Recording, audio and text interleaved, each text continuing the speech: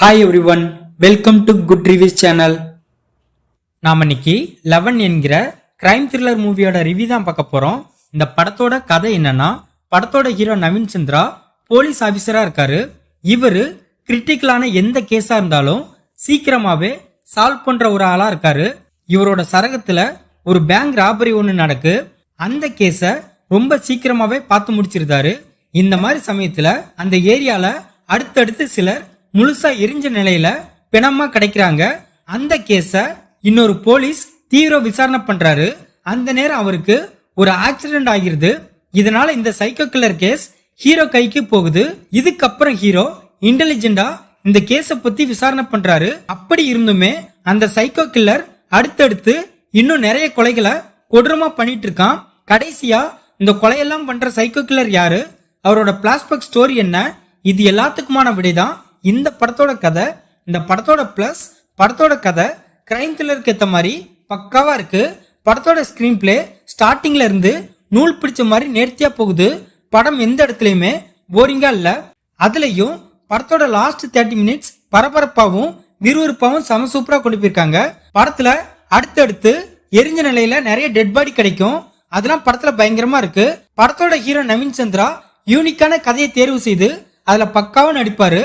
அது மாதிரி இந்த படத்துலயும் அவரோட ஆக்டிங்க சட்டில்டா சூப்பரா பண்ணிருக்காரு. இதை தவிர படத்துல நடிச்ச எல்லாருமே தங்களோட கதாபாத்திரத்தை மிகச்சிறப்பா பண்ணிருக்காங்க. படத்தோட வில்லன் கதாபாத்திரத்தை ஸ்ட்ராங்கா டிசைன் பண்ணிருக்காங்க. அதனாலேயே இந்த படம் நல்லா வந்திருக்கு. படத்தோட இன்வெஸ்டிகேஷன் போர்ஷனை ஓரளவு ப்ராப்பரா கொண்டு போயிருக்காங்க. அதுலயும் இறந்து போற எல்லாருக்கும் என்ன லிங்க் அப்படிங்கிற விஷயத்த ஹீரோ கண்டுபிடிப்பாரு. அது படத்துல சூப்பரா இருக்கு. படத்துல நமக்கு நிறைய பேர் மேல சந்தேகம் வரணும்னு சில சீனை கிரியேட் பண்ணிருக்காங்க. அது படத்துல நல்ல ஒர்க் அவுட் ஆயிருக்கு. படத்துல உள்ள ட்விஸ்ட் அண்ட் சஸ்பென்ஸ் பிரமாதமா இருக்கு. மத்தவங்களோட துரோகத்தை மன்னிக்கவும் செய்யணும், மறக்கவும் செய்யணும்னு சொல்லி மத்தவங்க நம்ம கிட்ட ரொம்ப ஈஸியா சொல்லிடுவாங்க. பட் அந்த வலிய ஒவ்வொரு நாளும் தாங்குறவங்களுக்கு மட்டும்தான் அதோட வீரியம் தெரியும்னு படத்தோட ஹீரோ ஒரு சீன்ல சொல்வாரு. அந்த டைலாக் படத்துல நோட்டபிளா இருக்கு. இமான் கமர்ஷியல் மூவிக்கு பக்காவா மியூசிக் போடுவாரு நல்லா தெரியும். பட் இந்த படத்துல பயங்கரமா மியூசிக் போட்டிருக்காரு. நிறைய த்ரில்லிங் சீன்ஸ மியூசிக் நல்ல எலிவேட் பண்ணி காமிச்சிருக்கு. இந்த படத்தோட மைனஸ் படத்துல சில லாஜிக் மீறல இருக்கு.